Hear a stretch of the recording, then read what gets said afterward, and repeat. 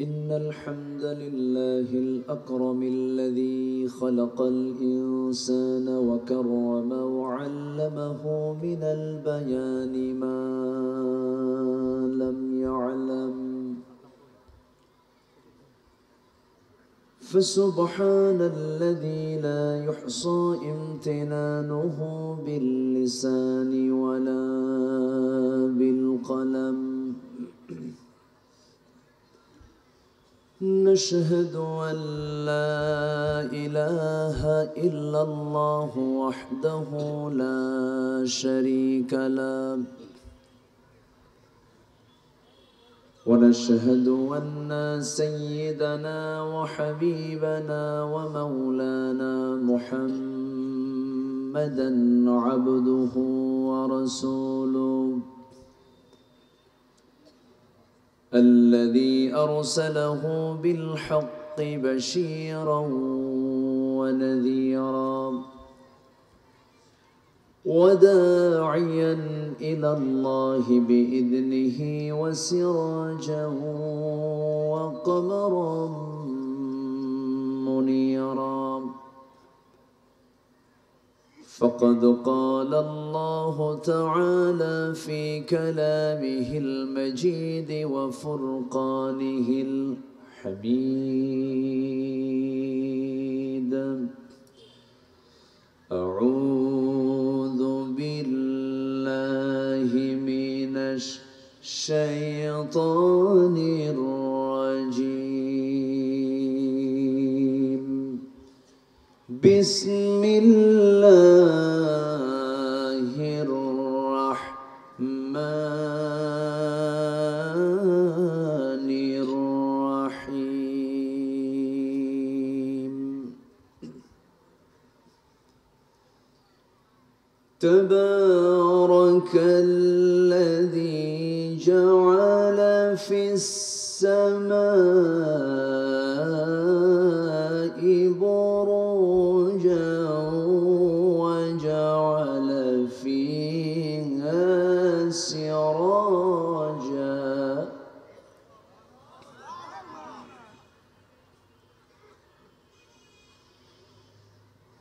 وجعل فيها سراجا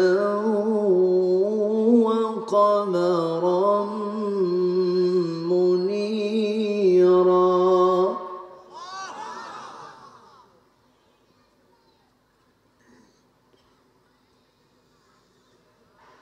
وهو الذي جعل الليل والنهار خلفة لمن أراد أن يذكر أو أراد شكورا.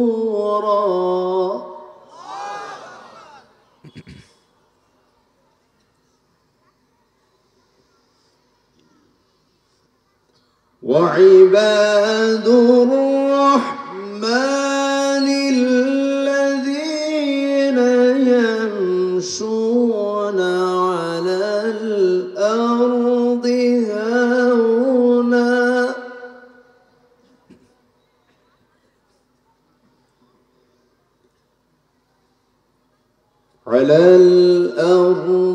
هونا وإذا خاطبهم الجاهلون قالوا سلاما.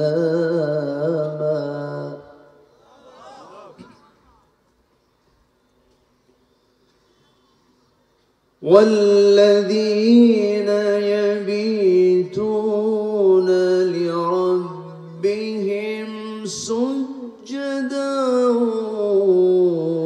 وقياما.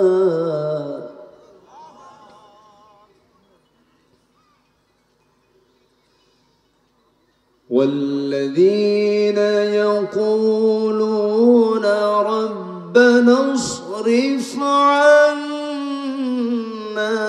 عذاب جهنم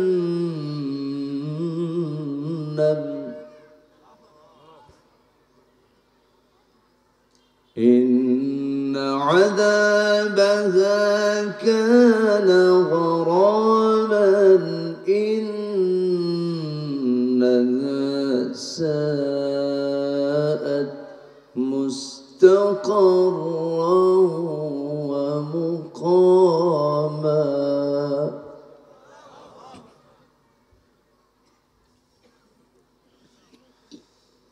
الله أكبر. بسم الله الرحمن الرحيم.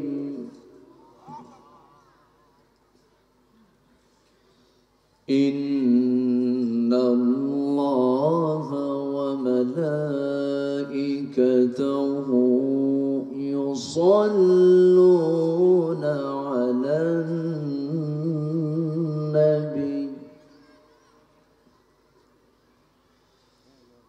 يا أيها الذين آمنوا صلوا عليه وسلموا تسليما. اللهم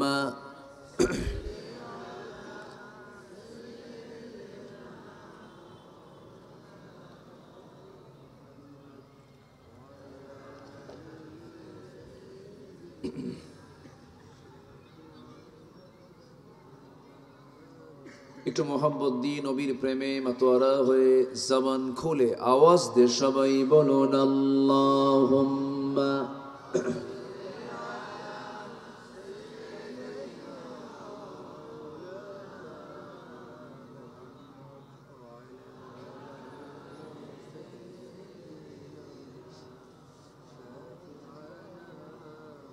সবাই বলুন বালাগাল উলা বিকামালিহি কাশাফাত তুজা বিজামালিহি হাসুনাত জামিউ খিসালিহি সাল্লু। ভুনাই ফুল তো बुलबुल का तरन्नुम फी न हो, चमने दहर में कलियों का तबस्सुम फी न हो। बलगल उला बिकमालिही कशफत तुजा बिजमालिही حسنت جميع خصاله।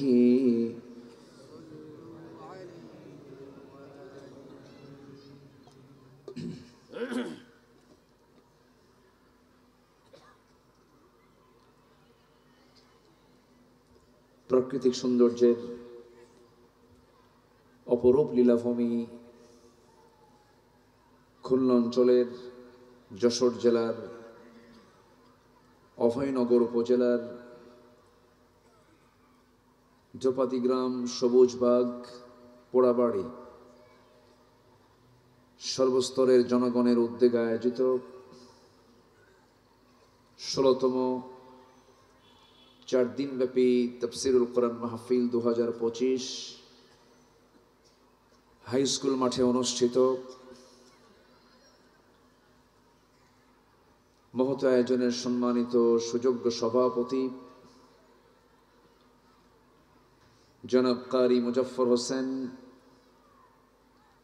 কথা বলেছেন নন্দিত আলেমে দ্বীন স্নেহধন্য অনুজ মাওলানা রবিউল ইসলাম, উপস্থিত হাজরাত উলামায়ে কেরাম, ফদলায়ে ইজম, সুশীল সমাজ, জাতির শ্রেষ্ঠ সন্তান, শিক্ষক মণ্ডলী, জাতির বিবেক, সাংবাদিক বৃন্দ, সামনে উপস্থিত দূরে কাছের বিভিন্ন স্থান থেকে ছুটে আসা কালিমার ঝান্ডাবাহী, তাওহীদের পতাকাবাহী দিন ইসলামের নর শারদুল বীর মুজাহিদ, প্রাণ প্রিয় সম্মানিত দিনী ভাইরা, আড়ালে বসে আছেন শ্রদ্ধেয়া সম্মানিতা মা বোনেরা। আলোচনার সূচনায় আনুষ্ঠানিকতার মধ্য দিয়ে আমার পক্ষ থেকে আবারও দিল খুলে সালাম, আসসালামু আলাইকুম ওয়া রাহমাতুল্লাহি ওয়া বারাকাতুহু। সবাই কেমন আছেন?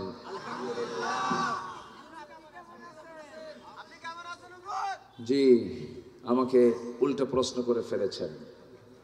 আল্লাহ তাআলা আমাকে আপনার মতোই আপনার সাথেই রেখে দিয়েছেন, বলি আলহামদুলিল্লাহ। মহান রব্বে করিমের লাখ কোটি শুকরিয়া, যে মহান আল্লাহ সুবহানাহু ওয়া তাআলা অসংখ্য লোকের মাঝ থেকে বাছাই করে নির্বাচিত করে পৃথিবীর শ্রেষ্ঠ জায়গা, পৃথিবীর শ্রেষ্ঠ স্থান, যেখানে কোরআনে কারীমের আলোচনা হয়, এমন একটি বরকতপূর্ণ বরকতময় জায়গায় আসার বসার সময় দেওয়ার সুযোগ যে মহান মাবুদ করে দিলেন, সেই মহান জাল্লা শানুহুর দরবারে আমরা সবাই লাখ কোটি শুকর আদায় করি।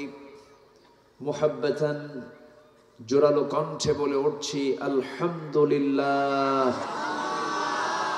চিৎকার মেরে বলছি আল্লাহুম্মা ইন্নী আসআলুকা আল হুদা ওয়াত তুকা ওয়াল আফাফা ওয়াল গিনা। সবাই বলি আল্লাহুম্মা আইন্নি আলা যিকরিকা ওয়া শুকরিকা ওয়া হুসনি ইবাদাতিকা। আমরা আল্লাহ তাআলার শুকর আদায় করে নিলাম। সম্মানিত হাজিরিন, আমি আলোচনার সূচনায় মহাবিশ্বের চিরবিস্ময়, সমস্ত কিতাবের, আসমানি কিতাবের সত্যতা প্রমাণকারী,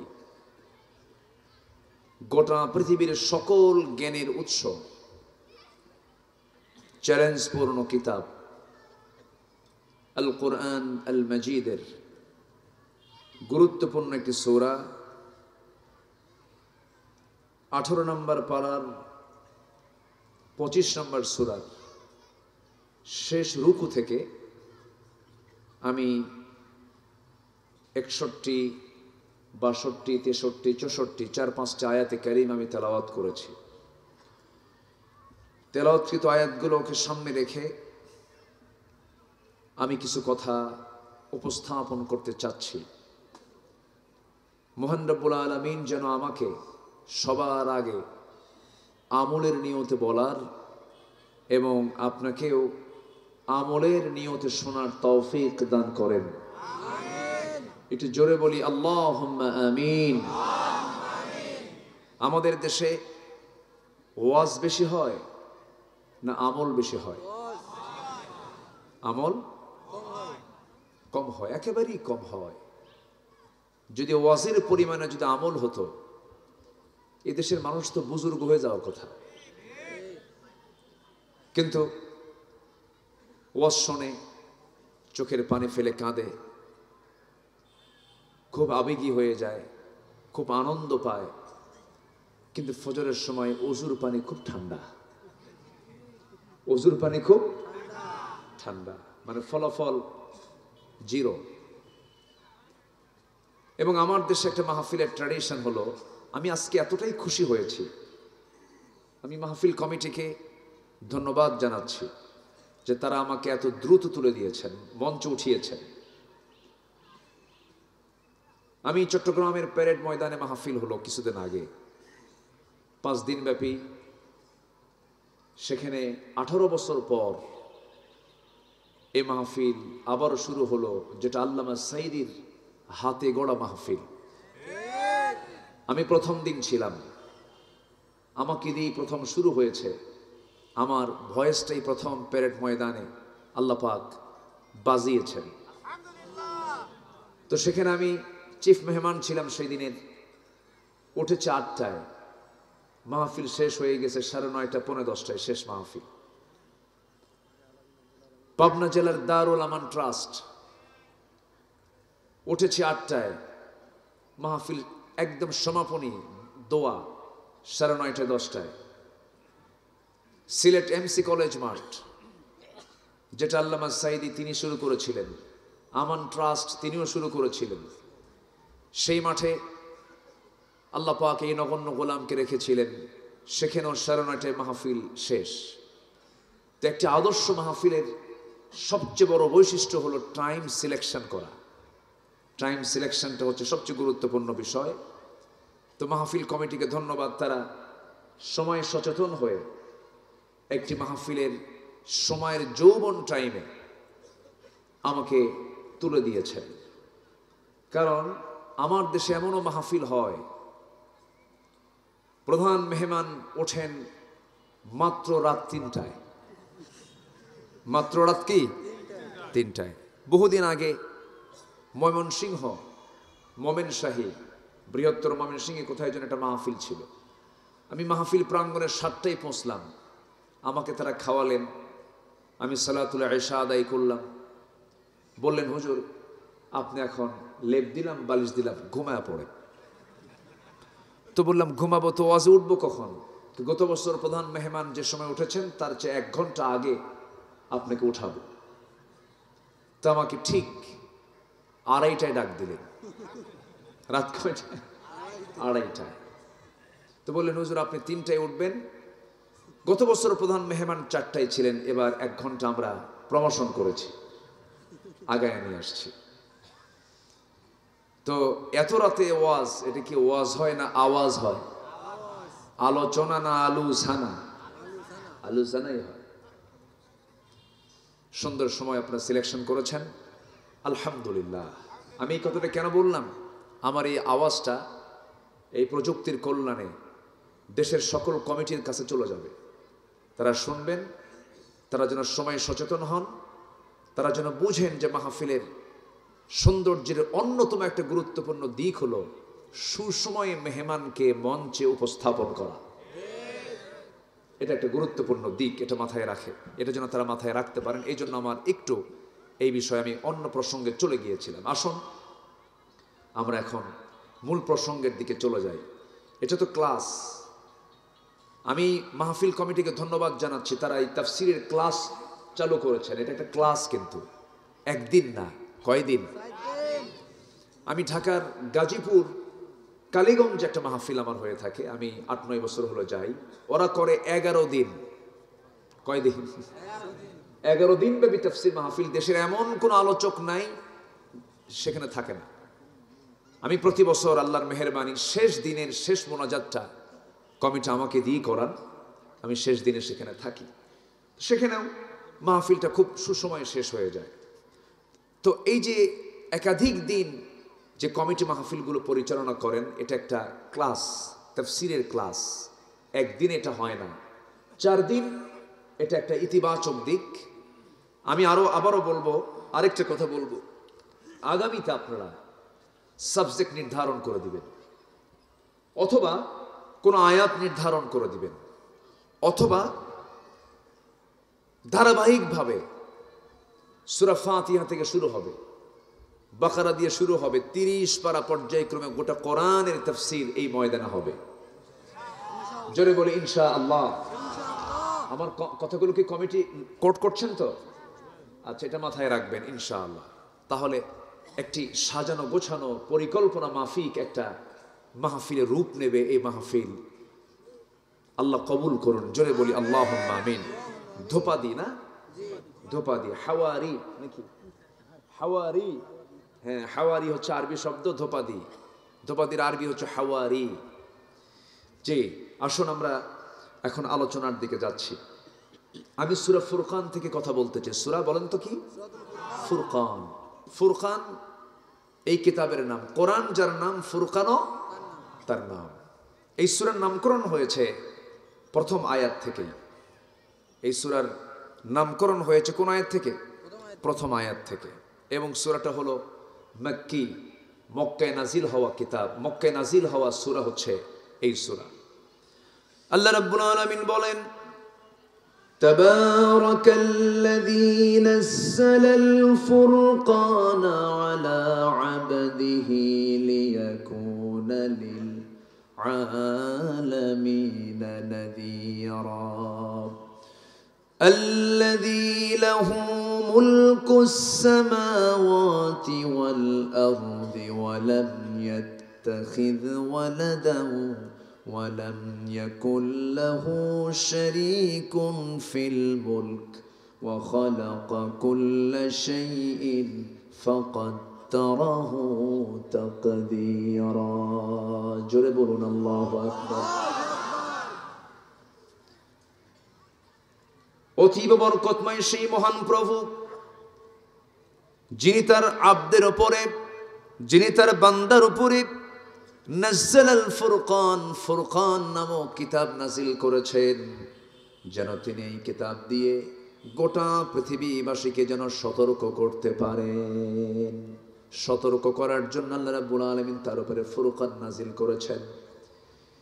এই ফুরকান শব্দটা আরেক জায়গায় মহান রব্বুল আলামিন বলে দিয়েছেন, শাহরু রমাদানাল্লাযী উনজিলা ফীহিল কুরআন হুদাল লিন-নাসি ওয়া বায়িনাতিন মিনাল হুদা ওয়াল ফুরকান। জোরে বলুন আল্লাহু আকবার।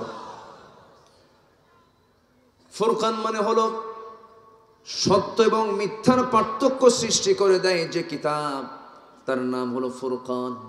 কোনটা হক, কোনটা বাতিল, কোনটা ন্যায়, কোনটা অন্যায়, কোনটা প্রহিবিট, কোনটা লেজিটিমেট, কোনটা বৈধ, কোনটা অবৈধ, কোনটা আলো, কোনটা অন্ধকার, কোনটা সত্য, কোনটা মিথ্যা, কোনটা ন্যায়, কোনটা অন্যায়, যেটা যাচাই বাছাই করে যেটা পার্থক্য সৃষ্টি করে দেয় তার নাম হলো ফুরকান।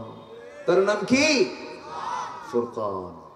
সেই সূরাতুল ফুরকান থেকে আমি কিছু কথা বলতে চাচ্ছি। ওয়ামা তাওফীকি ইল্লা বিল্লাহ আলাইহি তাওয়াক্কালতু ওয়া ইলাইহি উনীব। সম্মানিত ভাইয়েরা, আমরা যে কিতাবের আলোচনা নিয়ে বসেছি, এই কিতাব তো পৃথিবীর কেউ লেখে নাই, এই কিতাব তো পৃথিবীর কেউ রচনাও করে নাই। এই কিতাব এসেছে সম্পূর্ণ আসমান থেকে, নাজিল করেছেন যিনি, তিনি আমার কে? আসতে বলেন, তিনি আমার কে? আল্লাহ পাক নাজিল করেছেন। যদি এই কিতাব না আসতো আমরা বড় বিপদে পড়ে যেতাম।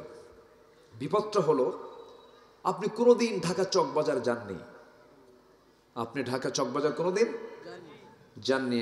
আমরা হয়তো যিনি যান নাই, হঠাৎ করে চকবাজার, আমি চকবাজার কেন বললাম? চকবাজারটা হলো পুরাতন একটা জোন এলাকা। যদি গুগল ছাড়া, অনলাইন ছাড়া আপনি চিনেন না, নতুন গেছেন, কত যে রাস্তার প্যাঁচ, ওই প্যাঁচে আপনি হেরে যাবেন। সব রাস্তা সমান মনে হবে, তখন আপনি হেরে যাবেন, আপনার মাথার কাজ করবে না। কিন্তু সেই সময়ে যদি আপনার একজন গাইডার থাকে, একজন গাইড যদি থাকে যে তুমি কোথায় যাবা, আমি হোসনি দালান যাব, তুমি কোথায় যাবা, অথবা হাসান মঞ্জিল যাব, তখন একজন যদি আপনাকে ধরে নিয়ে চলে যায়, তখন আপনি পথটা পেয়ে গেলেন, একজন পথ আপনাকে দেখায় দিল। তো এই যে পথটা দেখায় দিল, তখন আপনার কি সেই টেনশন, সেই ভয়, হেরে যাওয়ার কোনো ভয় এটা থাকবে? থাকবে না। ঠিক তেমনি কিয়ামতের কঠিন কণ্টাকে কীর্ণ ময়দান, যেদিন কেউ কাউকে চিনবে না, কেউ পথ বলতে পারবে না, সেই কঠিন ময়দানে আমার রাস্তা আমি খুঁজে পাবো কেমনে? সেই খুঁজে পাওয়ার জন্য যিনি সহজ ব্যবস্থা করেছেন তিনি কে? তিনি ব্যবস্থা করে দিবেন। যদি তার দেওয়া বিধান, এই কোরআনকে যদি আমরা সুন্দর করে খুঁজে বুঝে পড়তে পারি, তাহলে কোরআন আমাকে সেই দিন ওই রাস্তা বের করে দিবে। জোরে বলে সুবহানাল্লাহ। তাহলে জান্নাতের পথ খুঁজে পাওয়ার রাস্তা কিন্তু একটাই, সেটা কি বলেন তো? কোরআন। জান্নাতের পথ খুঁজে, এটাকে এখান থেকেই খুঁজে বের করতে হবে। আপনি এই মুহূর্তে আপনি চলে যাবেন খান জাহান আলীর কোথায় ওটা, ৬০ গম্বুজ মসজিদ না, ৬০ গম্বুজ মসজিদ। এখন আর কিচ্ছু লাগে না, শুধু অনলাইনে গুগল ম্যাপে গিয়ে লিখবেন বা সার্চ দিলেন, আপনাকে নিয়ে চলে গেল একদম বাইপাস দিয়ে, রূপসা ব্রিজ পার হইয়া, চুলকাটি দিয়ে টান দিয়ে মেরে একদম কাঠাখালি না কি বলে, হ্যাঁ, দিয়ে আপনাকে নিয়ে চলে গেল সেই বাগেরহাটের ৬০ গম্বুজ মসজিদ। কাউকে বলা লাগতেছে না। তো ঠিক তেমনি কোরআন হচ্ছে এমন একটি ম্যাপ, যে ম্যাপে যদি আপনার একবার নলেজ হয়ে যায় এবং আপনি যদি এটাকে ফলো করতে পারেন, আমল করতে পারেন, এই ম্যাপ আপনাকে একদম জান্নাতের দরজায় গিয়ে পৌঁছায় দেবে। জোরে বলে সুবহানাল্লাহ। আল্লাহ রাব্বুল আলামিন বলেন, আলিফ লাম রা কিতাবুন আনজালনাহু ইলাইকা লিতুখরিজান নাসা মিনাল যুলুমাতি ইলান নূর। নবী, আমি আপনার উপরে যে কিতাব নাযিল করেছি, এই কিতাব নাযিলের মূল উদ্দেশ্য হলো আপনি যেন এই কিতাব দিয়ে অন্ধকারে থাকা জাতিকে, বিপদে থাকা জাতিকে, পথ হারা জাতিকে আপনি যেন পথের দিশা দিতে পারেন, অন্ধকারে থাকা জাতিকে যেন আলোর দিকে নিয়ে যেতে পারেন। যেখানে আলো থাকবে সেখানে অন্ধকার থাকবে না, অন্ধকার পালিয়ে যাবে, আলো আসবে, অন্ধকার দূর হয়ে যাবে। কোরআন হচ্ছে আলো, যেখানে অন্ধকার থাকার কোনো সুযোগ নাই। অন্ধকারটা কি? অন্ধকার হলো ইসলাম গর্হিত যত অপকর্মগুলো আছে সেগুলো হচ্ছে অন্ধকার। যেমন সুদ অন্ধকার, ঘুষ অন্ধকার, জেনা অন্ধকার, মদ অন্ধকার। এই সমস্ত অন্ধকারগুলো যেখানে কোরআন প্রতিষ্ঠিত হয়ে যাবে, আপনি এগুলো বন্ধ হয়ে যাবে। আমার বন্ধুগণ, কিন্তু এই কোরআন আজকে আমাদের সামনে থাকার পরেও, কোরআনটা শুধু প্রতিষ্ঠিত না থাকার কারণে, আজকে কোরআন প্রতিষ্ঠিত নাই বলে আজকে সমাজে মদ প্রতিষ্ঠিত কিনা বলেন, জেনা প্রতিষ্ঠিত কিনা বলেন, জেনা প্রতিষ্ঠিত, মদ, জেনা, জুয়া, সুদের কারবার, এগুলো প্রতিষ্ঠিত হয়ে আছে। আমার বন্ধুগণ, কোরআন যদি প্রতিষ্ঠিত সমাজে হয়ে যায়, তখন আপনি সব অন্ধকার বন্ধ হয়ে